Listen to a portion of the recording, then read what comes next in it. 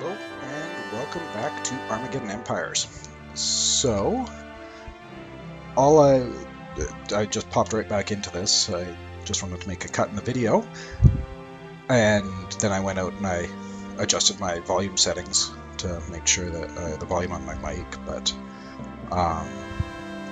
anyhow, where we left off, we had this unit of enemy scouts here, and right by my unit of scouts. Debating what I want to do about that, because as it stands right now, they're about evenly matched. If I were to go into combat with them, it'd be a coin flip as to whether or not I'd win. And if everything goes well, fantastic, because then I'm able to eliminate their recon ability early on in the game and hamper their expansion. But likewise, if things go sideways, they'd be doing the exact same thing to me, and then all of a sudden I'd have this unit of fairly powerful scouts wandering around uncomfortably close to my home base. And if they were to come in there, the chances of that infantry unit I have being able to hold them off are not the best odds in the world. But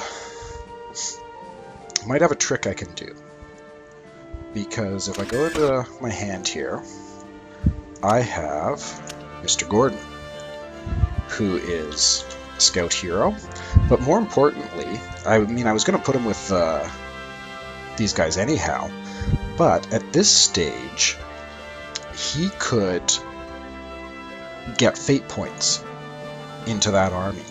And adding those fate points would go a long, long way to evening the odds, or swinging the odds in my favor, rather.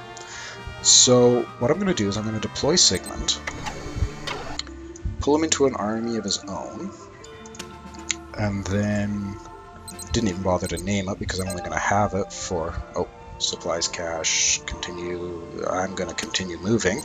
We'll come back and get that later.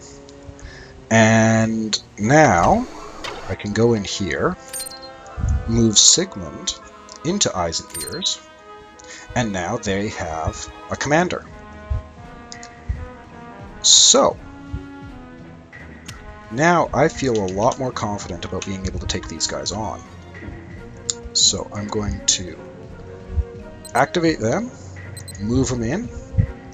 Gonna delay the attack for now, just because I want to draw another card. Oh, and I got another unit of battle armor, the Imperial Guard. Powered battle armor. You can see they're a tough unit. Attack of 6, defense of 7, and they can sacrifice themselves to do a huge amount of damage to enemy units. Not something you normally want to do, but every now and then there's a big, ugly, stompy unit that you need to have killed yesterday, and if you're willing to sacrifice these guys, oftentimes you can make that happen. So with 2 action points left, there isn't much else I can do, so I'm just going to end the turn and start this battle. So now this is the battle screen. You can see it's got 4 rows and 5 columns.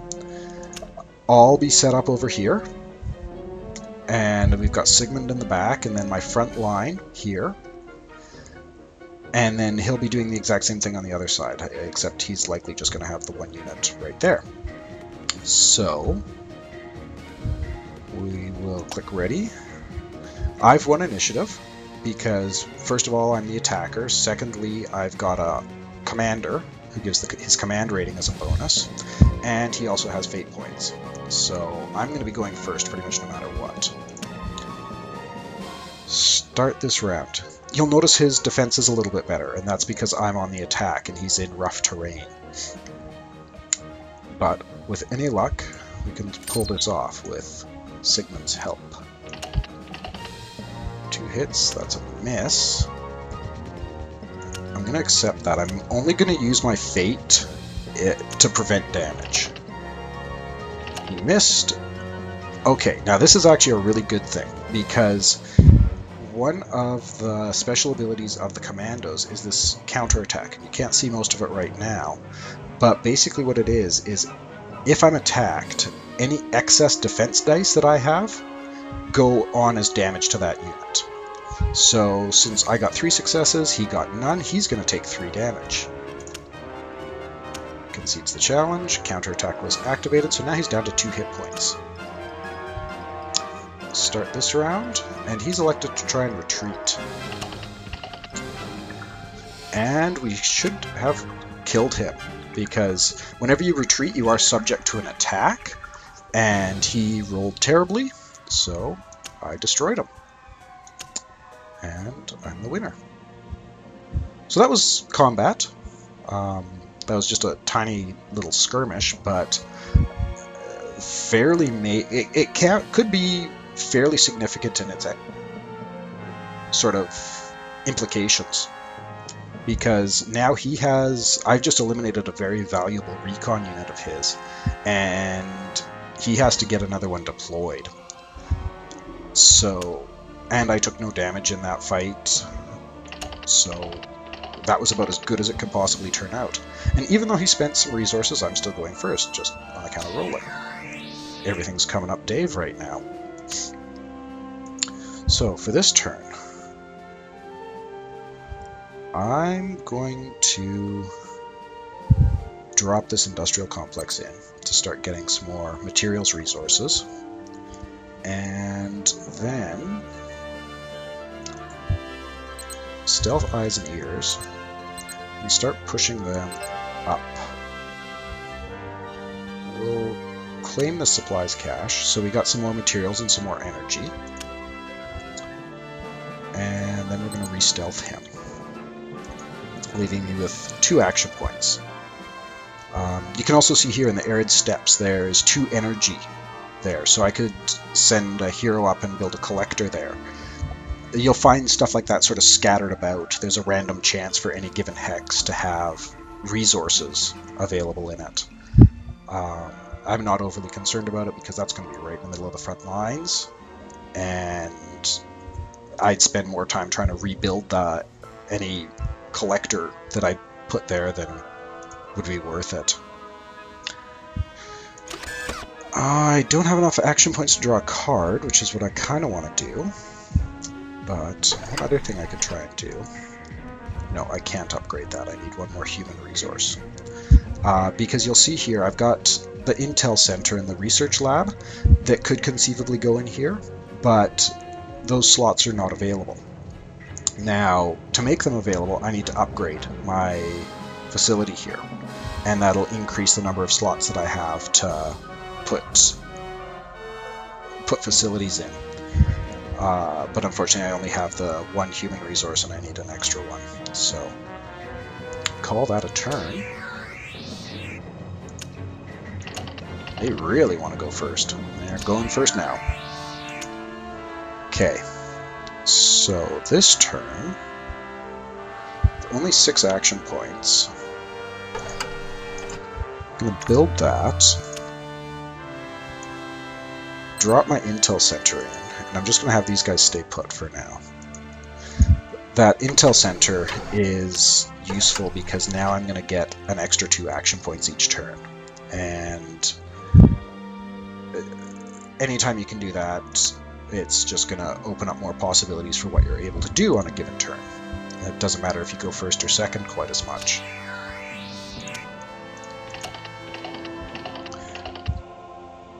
Okay, he's going first again. I'm wondering if the reason he was spending those resources is because he had a very large unit he wanted to deploy, and those will oftentimes take quite a few action points to do, which is a little concerning, but not the end of the world. So, I'm down to 6 cards in my hand. First thing I'm going to do is move Sigmund around a bit more. Just do... Aha! And I've already found the mutants' headquarters. And they have nothing in it. Well, that's interesting. This might be a real short game. Maybe too short of a game. Maybe I should pull back and let them build up a bit. That might be a really good idea, because otherwise this is going to be over way too quickly. Okay, well, on that note then, let's draw another 2 cards. Okay, so now I have a researcher. So you'll see he's another hero, significantly less beefy than Sigmund was. He's only got 1 wound as opposed to Sigmund's 2. He can only command 1 unit, so basically you could give him a bodyguard, but not much other than that. But what he can do is Technologist 4, he can salvage and create technology, and Geneticist 4, this hero can research and create biological mutagens and equipment. So if he's deployed somewhere with a research lab, he can start creating those tech cards and beefing up my other units.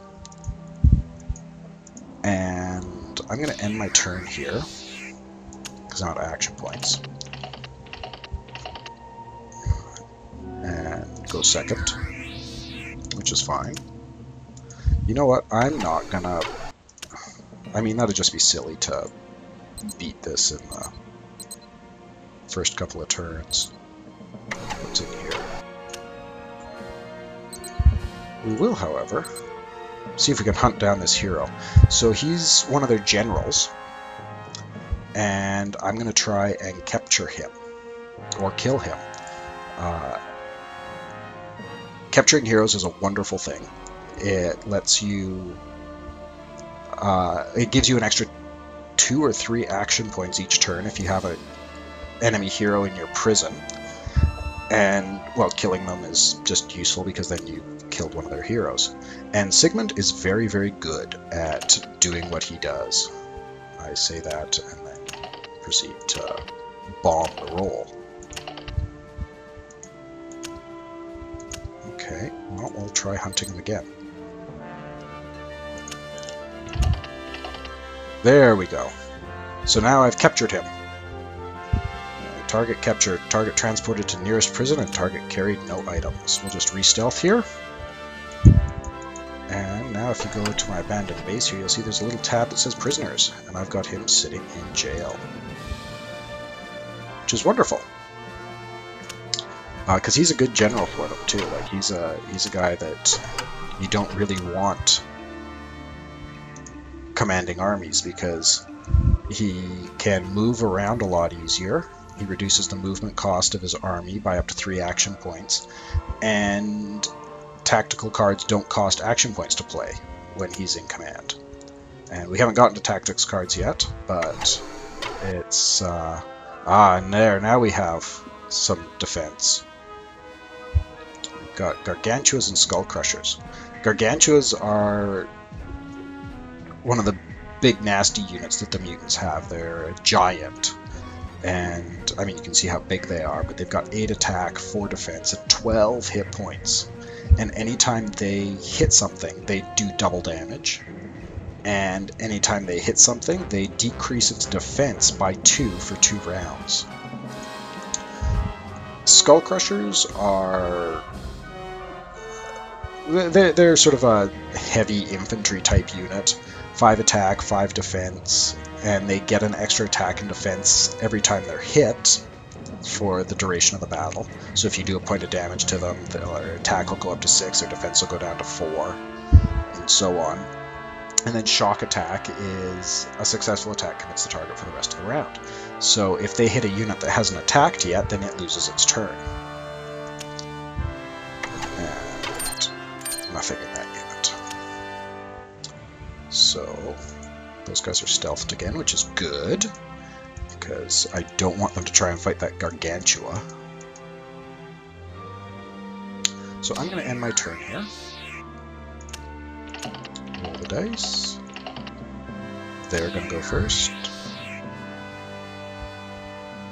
We're going to let them pass us by, because I'm assuming that's probably... Oh, no, it's different. So we've got another different general. he is not as good as the last one, though he does increase the attack and defense of any units that he commands. But he's also a tactician, so he's a better general to kind of keep in the rear lines once you have a war academy built or a training ground, and he can develop tactics for your for your infantry units in particular. So we'll get them out of here because I'm assuming that they're probably going to want to start figuring out who just kidnapped their hero. And I can start deploying some stuff now. I'm going to put the Imperial Guard into my garrison here to start beefing that up because they're not terribly mobile. The Imperial Guard is a wonderful garrison unit because they are quite slow moving, and at the same time they're quite tough, so they can go a long way to kind of locking down and holding a position. So end my turn. Although what I should have done is deployed Hannibal and started collecting more human resources, but life goes on. They're going first again.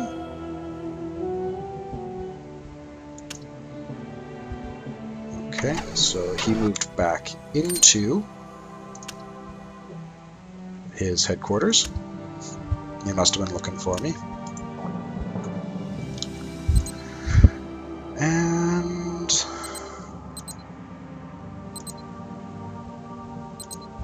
what's in there? Tentacle beasts.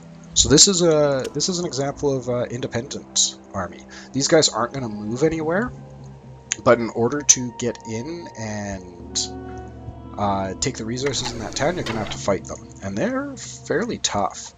They can, the neurotoxin can really muck up your units. Especially if they're human units and have a low resistance. The Rangers aren't so bad because they're in power armor, which helps protect them, but if they were my regular infantry, those tentacle beasts can do a lot of damage to them. So for this turn, with 9 action points and 7 cards in my hand, I'm going to draw a card. So I got a Grom. A Grom is an artillery piece.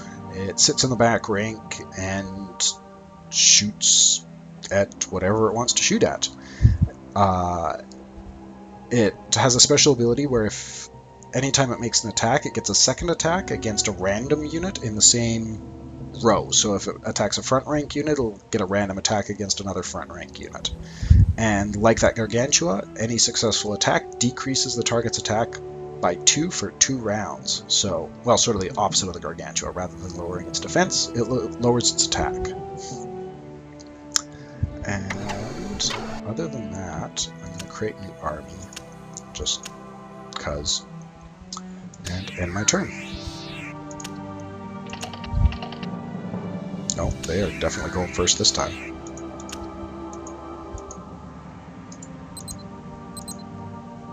Ooh, what have we here? Let's go check this out. Oh, okay. This is something I'm going to take.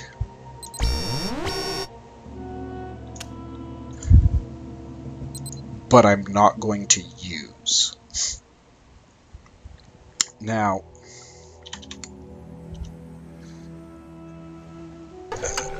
some of these facilities have special units in them. And in the case of this facility, the secret military base, it has a unit called EVA.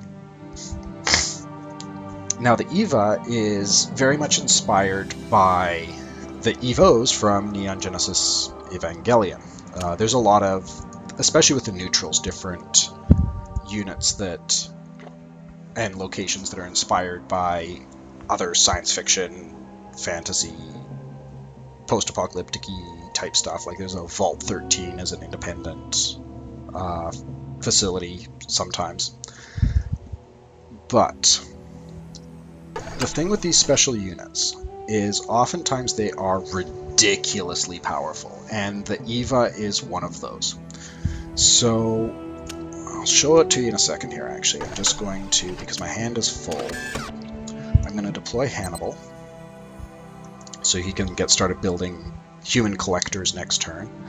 And then I'm going to activate the Evo. Now, accept that, it goes into my hand. Now you see, all I had to do was click on it and activate it. Now to deploy him, he costs 4 action points, 1 materials, and 1 energy. And he has an attack of 9, a defense of 5, a resistance of 6, a movement of 3. Which is good, but not fantastic. But if you look down there, one of his special abilities is AT Field.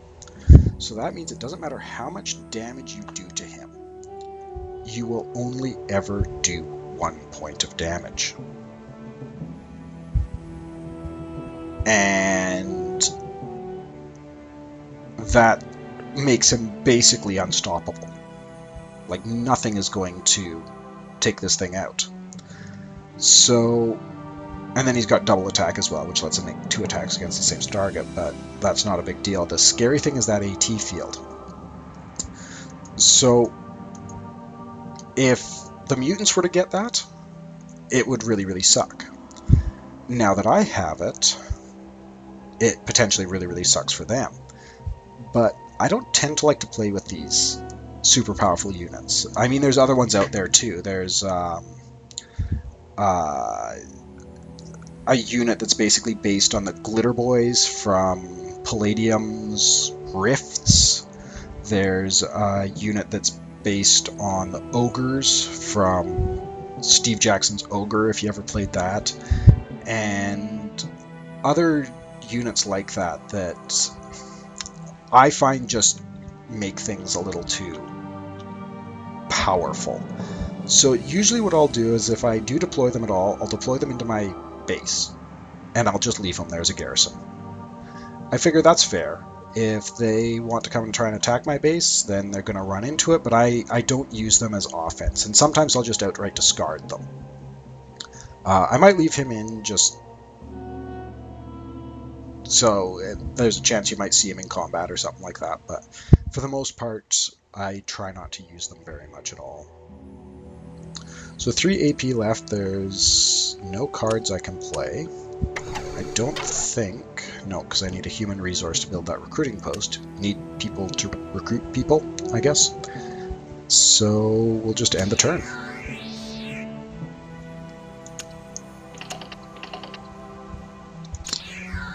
Going first, and now I'm going to build that recruiting post.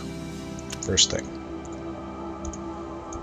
Going to start moving eyes and ears. The other nice thing about getting that where it is you'll see, because it's a barracks, I've now extended my supply range significantly. I do need to defend it, and I'm going to do that, but the primary thing was making sure he didn't get that special unit. And there is only one of them in there. So once somebody's taken it, nobody else can. Maybe I'll just deploy the Evo right into there. That'd work. Plop. There you go. They can feel free to come and try and attack this facility now. One of the nice things, though, too, is that with this extending my supply ranges, now those 2 little towns there are both in supply. So I could go up there and make friends with the locals and hopefully get some resources.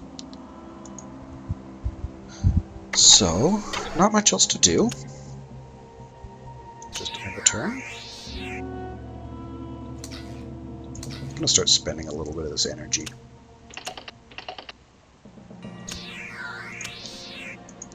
I mean, one of the advantages, too, is now that I know where he's at, I can keep my rangers in close and just sort of keep an eye on what he's up to.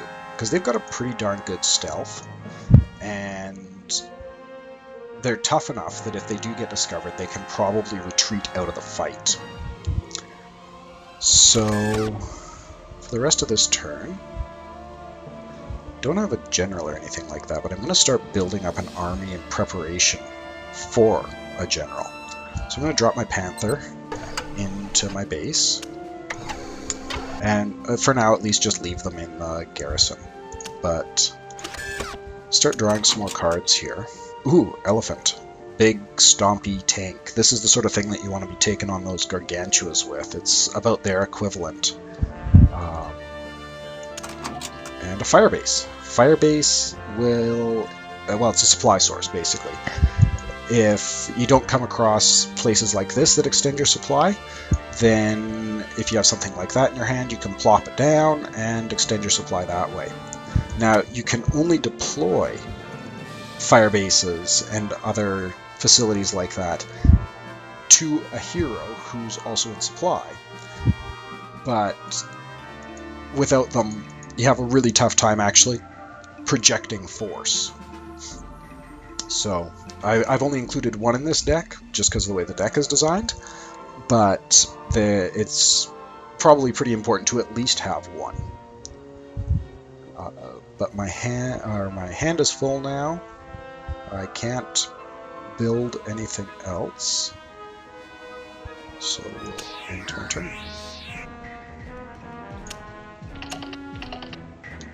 Going first again. And I'm going to have Hannibal make another materials team. And I'm going to drop him into his own army. We'll call him Hannibal's Horrors. Just because whenever I see Hannibal, I think Hannibal Lecter. And I'll move him out. Now, this is normally quite dangerous, because a lone hero like that, and especially a lone hero like him, is very vulnerable to anything kind of wandering in and just outright killing him. But I'm feeling fairly confident. I think I've got the free mutants pretty well off balance. Oh, though their fortress seems to be empty again now, so maybe they are on the move. But either way, if for some reason I lose Hannibal, it's not the end of the world. I have other scientists in my deck, and it's one of the few things that I did kind of double up on quite a bit in here, because this is a small deck. It's only 45 cards. But because the way this deck is supposed to be played is you build a nuclear bomb and then you nuke the enemy's headquarters. So having access to scientists is important. And I can't upgrade this again. Yeah, it takes 3. As you start going up the levels, it takes more and more resources to upgrade it. So I could upgrade it next turn and then put the research lab in, which I may well do. But for now, we'll end the turn. Go first again. Or no. We want Hannibal to get these built as quick as possible. We'll build the tech team first because we're lower on tech than we are energy, and then just have him move up there to build another. Unless he can build. Oh, he can build a recruiting post right away too. So we've got the recruiting post and the tech team both built now. And eyes and ears, I want you to continue poking around here and keeping an eye on those guys, because I don't like, well, once you find the enemy, keeping intel on them is very valuable. So that's why my rangers are now kind of committed to sticking around up there.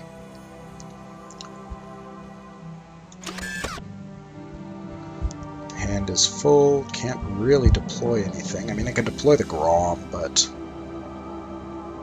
I don't know, do I want to? Yeah, I could. Deploy the Grom.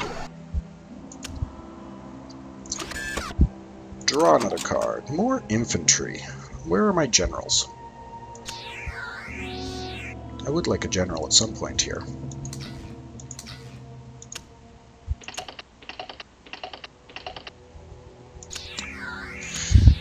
Okay.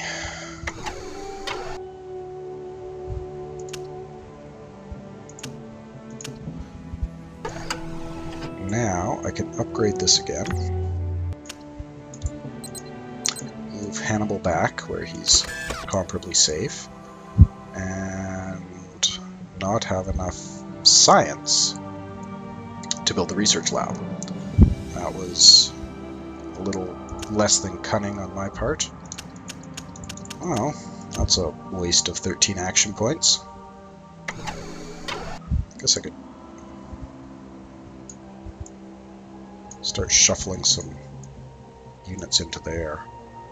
Put the infantry in with them too. Nope. Ah, now see what happened here is it doesn't cost any action points to move a unit from your garrison into an army. However, to move a unit from one army to another costs 3 action points. So that's why my action point total went down there. And I'm going to rename this Assault Force 1. And you can rename armies for free. So that's a nice little feature, I guess. Can move these guys around a bit more though. Now you'll see that as he moves around, he sees more and more. Like when he moved into the hills, he only saw 3 armies there. Now he sees 4. That's just because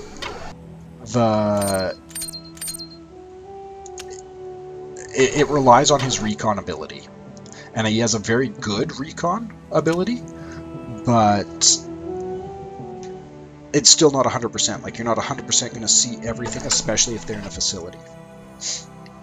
Oh, and now he has an intel center. So I'm going to need to, especially if he upgrades this, I'm going to need to be careful with how I move around up here. Because when you upgrade your intel center, which actually might be something I could do. No, need science. But when you upgrade your intel center, it turns it into a recon unit itself. It gives it a recon ability of 6. So it would have a chance of detecting these guys. But with not much else to do, and I'm over 30 minutes here now, so I'm going to put a cut in, and we will see you again after the break.